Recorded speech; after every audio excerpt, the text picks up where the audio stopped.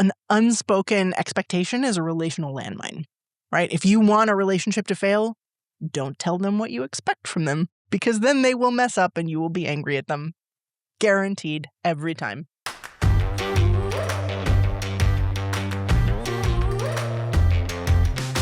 Welcome, everyone, to Inside Conscience-Driven Leadership. I'm your host, Hanna Miller, here with Julie Euber, co-conspirator and bird enthusiast. Ooh, yay, birds. A fellow bird enthusiast over here. Yeah, you get to see some really cool birds, don't you? We do. Spain has totally different birds. I saw a hoopoe in Catalonia, and I don't know if you know of a hoopoe, but I have this book called The Conference of the Birds. That's an ancient, I think it's a Sufi poem, and the hoopoe is kind of the leader of the birds in it. And it was totally like, I don't have like a life list typically, but I was like, I would really like to see a hoopoe, and I never thought I would. And they're cool. They got a big mohawk thing. I love seeing the sandhill cranes, which I know you can see in a lot of different places in the States, but just getting to see them when they wake up in the morning and they're just making so much noise, it's unbelievable. I grew up with sandhill cranes. They live in Florida year-round. Like, you have like a family that lives in your yard. Anyway, we're not here. This isn't a birding podcast. You might be surprised to learn. We're actually here to talk about leadership. Conscience-driven leadership specifically. So conscience-driven leadership is a framework that I created that's for leaders who are driven by their conscience and not by a motive for profit or success or something else. They're driven by their conscience to lead on behalf of the people that they lead. And it describes the kind of leader that I most love to work with and most often work with. And Julie is certainly one of those folks. I appreciate that. I feel like it's a compliment because I'm really excited for everything that CDL brings forward. And I'm grateful that it's described and something we can talk about now because we need the language in order to do that. And a key part of CDL is trust physics. And that is the theme of this season. Trust physics is a way to stay whole in your relationships by holding people accountable in ways that drive relationships forward and doesn't close them down. Thank you so much for that lovely introduction, Julie. Today, we're going to be discussing two really critical pieces of trust physics, which is boundaries and expectations, right? So we talked in the first episode about integrity and how integrity is from the Latin root of integer, which means whole or complete. And expectations and boundaries are ultimately the definition of how we stay whole, right? In order for something to be entire, it has boundaries. And so we're going to be diving into what boundaries mean for a conscience-driven leader and what they mean in the context of trust physics. We're also going to be talking about expectations, which are really critical for building trust. So boundaries define what wholeness looks like for us, and expectations is about how we communicate those boundaries to others. I feel like this is a hard one, that a lot of people recognize that they have trouble holding their boundaries. And I know for me, it's just this desire to do all the things. Like in undergrad, I did majors in anthropology and English with a minor in biology, which is silly. I also almost minored in like art history and French just because I want to do all the things. And so I'm often the one that is tromping on my own boundaries and my own needs, I feel like. But they're also really important to practice because they're important in relationships. And being able to know yourself well enough to communicate those boundaries, to know them and to communicate them before they're a problem can be really important to relationships personally and professionally. Absolutely, because a relationship has boundaries too, right? And so it's really, we talk about boundaries as this thing we must defend.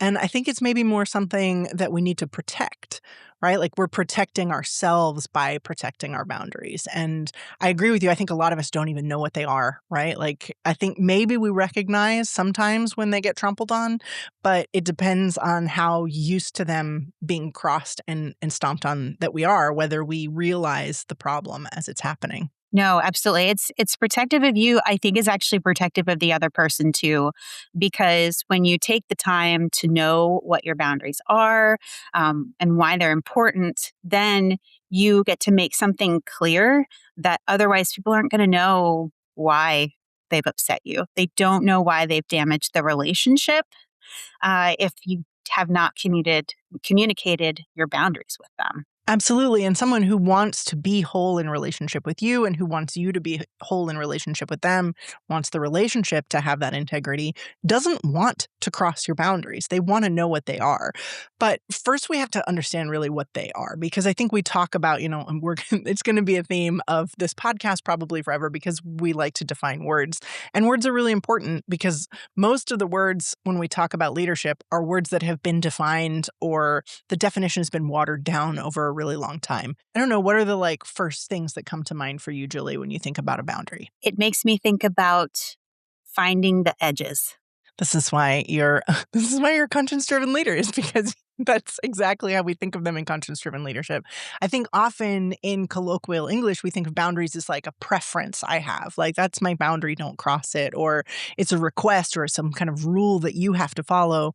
But we're completely on the same page of this. A boundary it's the edge, right? The boundary is ultimately the condition under which you can remain whole in the situation, in the relationship, et cetera, in the system, right? So boundaries are a set of conditions that if they are not met, your wholeness is damaged. And so we recognize boundaries often when they are crossed or when they are broken, because that costs us something deep and important inside of us when a boundary is crossed. It's not just, I wish you would behave this way or that. It's, I can't be whole in this relationship if that behavior continues, or if that's how this relationship is going to be like that. And so the question of trust physics is, am I willing to be in relationships where I'm not whole? It makes me think about not coming at it from a scarcity mindset, to really be thinking about it from that wholeness that you're talking about. Because I think where we get into trouble is when we think about boundaries as limitations. Mhm. I am limited because I have boundaries, or I am limiting what other people can do because of my boundaries. And I think that when we think about it from that scarcity approach, then they're always going to be a little bit more of a scary topic, and one that we don't feel good about. I think that a lot of conscience-driven leaders, we feel like we shouldn't have boundaries because we're here in support of other people. And so it's maybe selfish to have a boundary and say, no, that's not. And it's ultimately, though, nothing in trust physics is about telling someone how they can or can't behave. Trust physics is about giving people the information they need to make a choice based on reality. And so knowing your boundaries and expressing your boundaries as expectations isn't telling someone you can't do this. It's telling someone, if you do this, that causes me harm, and that might change the nature of our relationship if you choose to continue to do that. It's always up to the other person to make the choice, and it's up to us to make the choice about whether we want to be in relationship with somebody who knows our boundaries and our expectations and consistently crosses them or disregards them. Yeah. And I think oftentimes our boundaries are the opposite side of a positive coin. There's something good that we value or that we do, but in order to do that well, that boundary is tied to it. I mean, I think an example from my life is I feel in professional settings, I think it really matters to show up and to be present.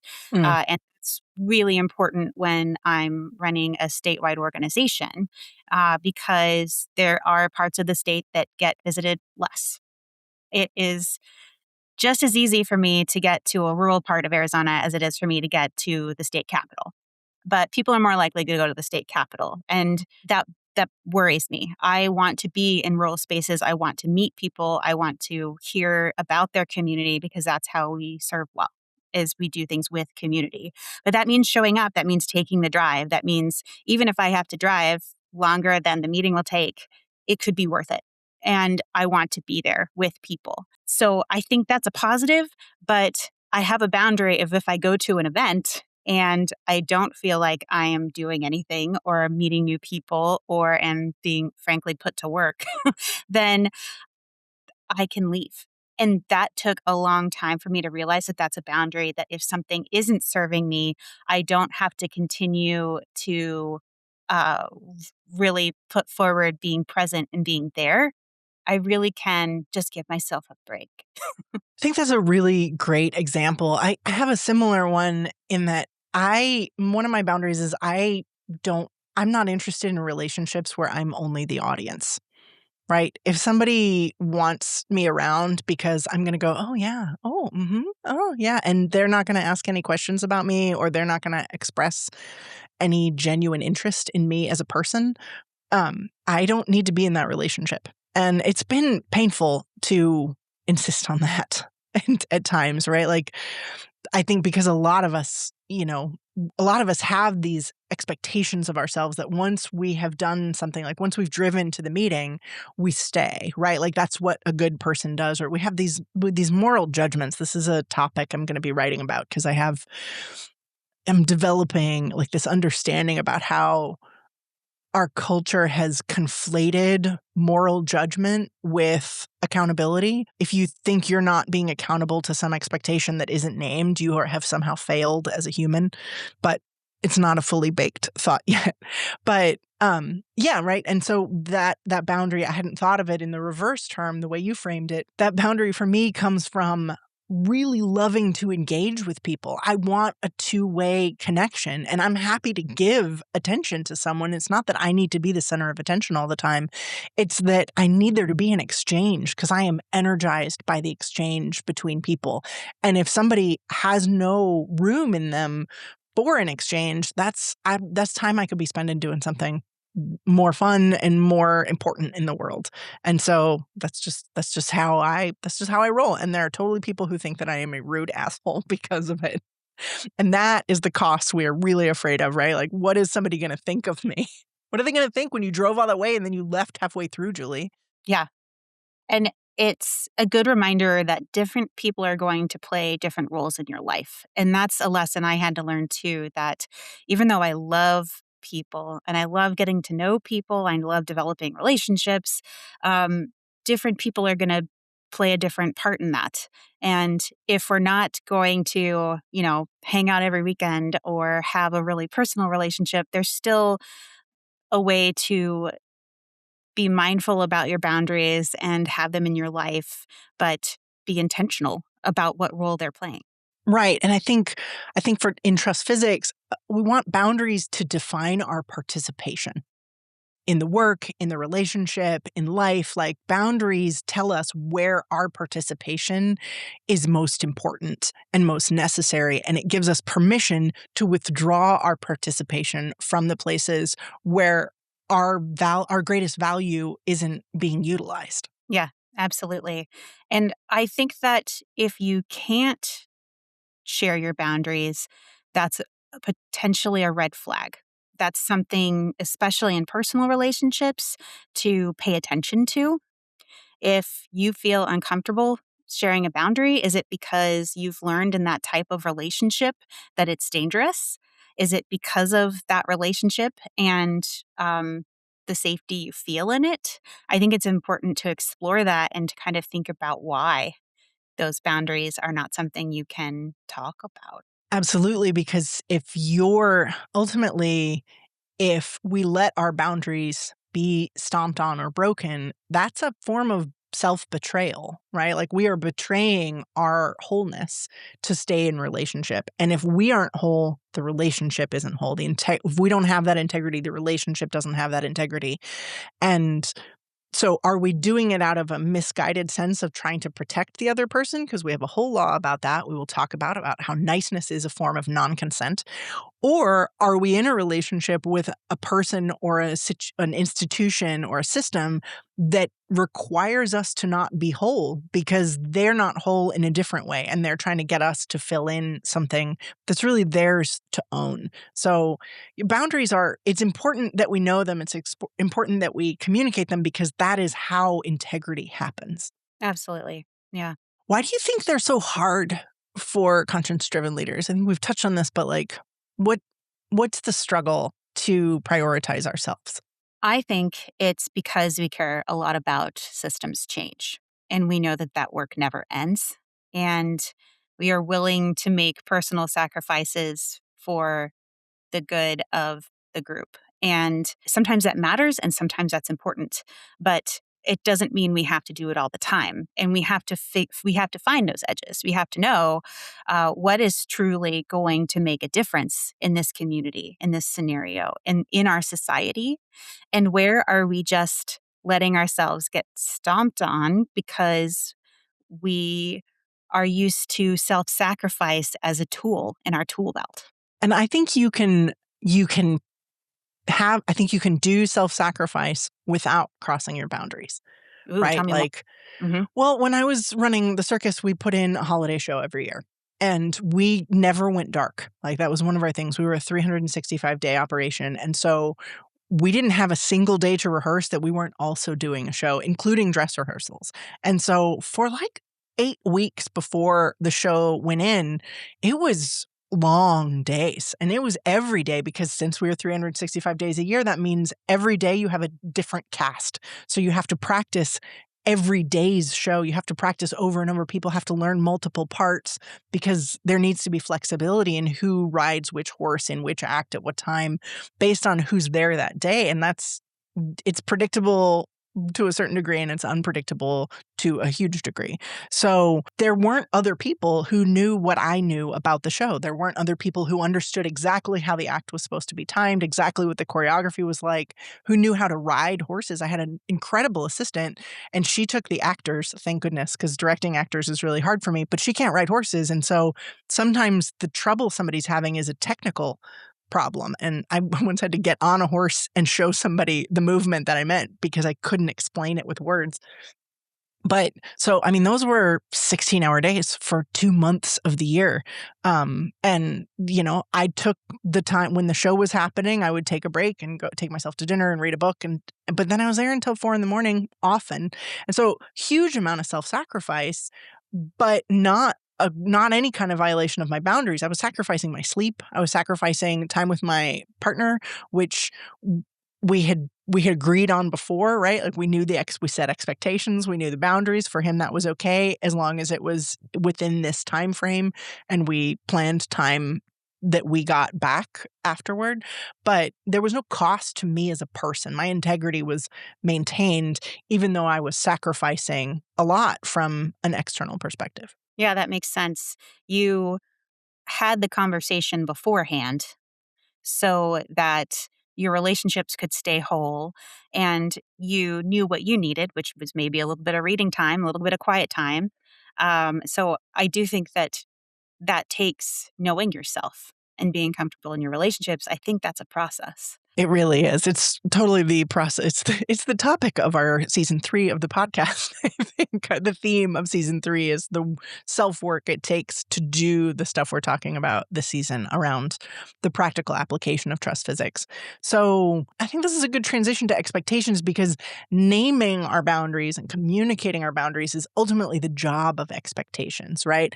Expectations tell people how to stay in relationship with us. They tell people where our participation will stop and what behaviors we will tolerate.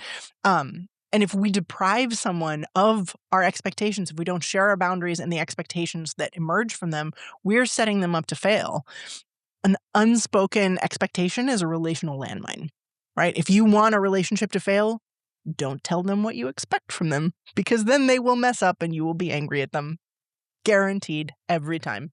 Yeah, I think it's important to be really thoughtful about how those are communicated, and really upfront is best, but also as soon as they're violated. I think oftentimes we sit on something and think about it, or we stew, or we want time to kind of take it apart, which is understandable. People kind of need different thinking time to really decide how to move forward. But bringing them up before is ideal, but it's not always possible. Sometimes you're like, ooh, look, a boundary. I found it because someone crossed it. That's an expectation I need to set. But when that happens, it doesn't help to just make a mental note of it. You do have to talk about it of like, actually, that kind of sucked, but I mean, we haven't talked about this, so maybe we should talk about that so it doesn't have to suck. Absolutely. And I think, and I think it's really important. it's guaranteed you cannot name every boundary and expectation up front because there's a lot of them. And it's like, so don't give yourself that bar to clear. And if you fail to clear it, then you just have to live with the consequences, which is another thing I think we all do. We're like, oh, well, I should have anticipated it and I didn't. So therefore I suffer. That's my punishment. You can communicate it in the moment, even if you are someone who needs time to think. You can be like, ooh, that didn't feel good. I need to unpack that a little bit and we're okay. But like tomorrow, can we come back and revisit this? Because I don't like something about that interaction did not sit well with me. And I don't know exactly what it is. And I don't want to tell you the wrong thing, but I don't want to leave the room thinking that was okay because it's really not okay. Yeah, absolutely. And actually, I have another book quote that I want to bring out, but it's from your book. Um, for those that don't know, Hanna wrote an amazing book, Trust Physics. And I think there's a quote that's really valuable to us as we think about expectations. It's not controlling to communicate clear expectations, to name consequences, and to initiate honest conversations about what's working and what isn't. It's respect. It says, I believe you can handle the truth, and I trust you enough to tell it to you. Absolutely. This is a hard one lesson. And I won't go into all the the things that made me learn about this, but it really, I mean, expectations are the building block of trust, right? Like if we don't know what to expect, we can't operate in a space where we feel safe. And so sometimes if we don't name our expectations and then they are violated or broken without communication, we respond by trying to control the situation because we feel attacked. The other person feels unsafe. And we're like, okay, well, I'm just going to tell you how to do things. Right. Like, let's just like smush it down. Whereas if we can just name the real thing that's happening, if we use our words and we say, ouch, that crossed something in me that doesn't feel good. And I value our relationship and I want to figure this out. Let's talk about it. You know, we want to create psychological safety for folks to engage with us in a way that they feel safe, right? Like, so boundaries are the edges. Expectations are how we tell people to stay away from the edges, right? I talk about the dance floor with this and that accountability is about helping someone understand the edges of the dance floor and saying, hey, and then when they wander toward the edge, you go, hey, come on back. I don't want you to wander off. It's dangerous out there, right? Like stay inside. This is where we're doing our dance. And the more they know where the edges are, the freer their dance becomes because they're not worried they're going to accidentally wander off into the dark. They know exactly, they can improvise because there's safety. And it's absolutely the opposite of being controlling. And I think it's important that this is within a trust framework because I don't know if you've seen this in the news lately. There have been some articles recently about it. People using, we'll say, therapies speak for manipulation instead of the good that it's intended. Like therapy is so important and it's such a good thing for so many people and it can be such a valuable part of your life.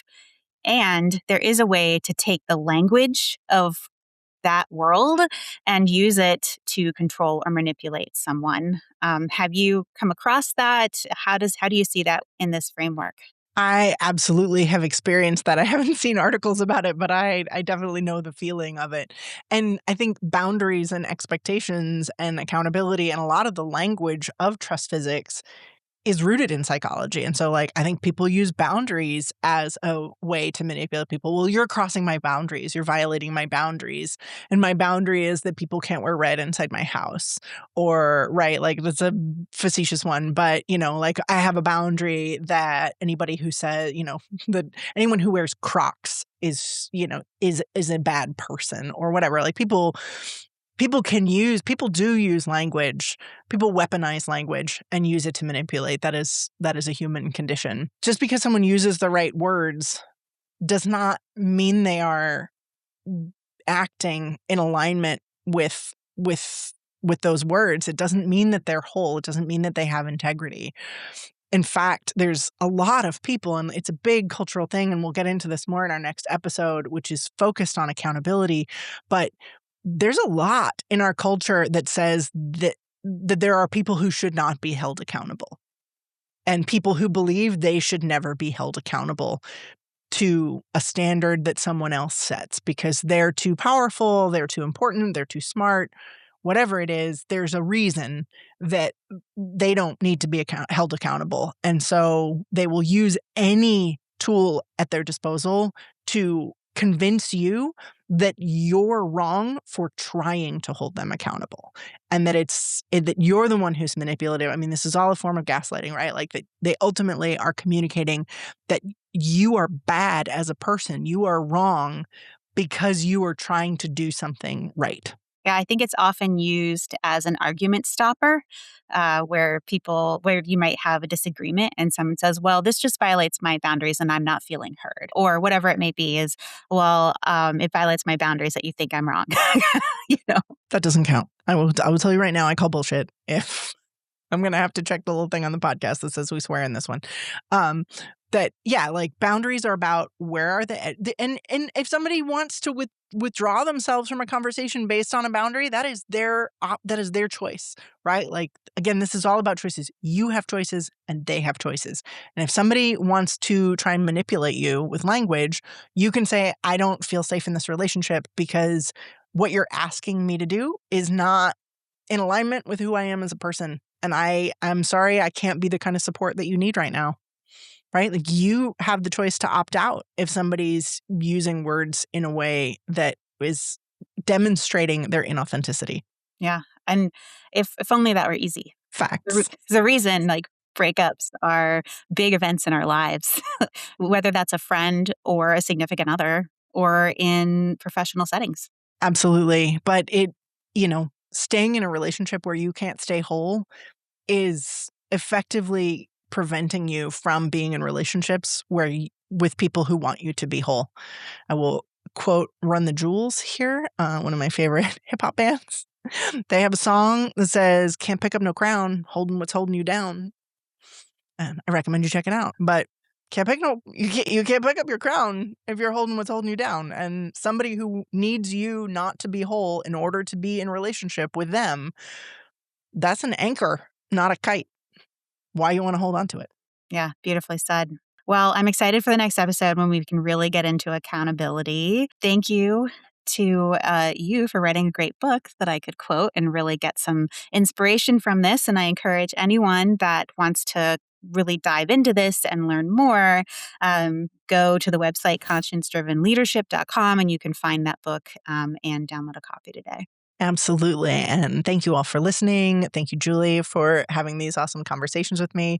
Thank you to my not doppelganger, Anna Miller, our wonderful producer who helps us slow down and unpack things when Julie and I want to just take it into another galaxy. And to everybody who's collaborated on the trust physics and conscience-driven leadership concept, because it's absolutely a team effort. I just feel privileged to be the one who gets to put the words together. So yeah, please follow along, learn more about conscience-driven leadership and trust physics at conscience-driven-leadership.com. And we will catch you next time. Thanks for listening. Bye. Bye.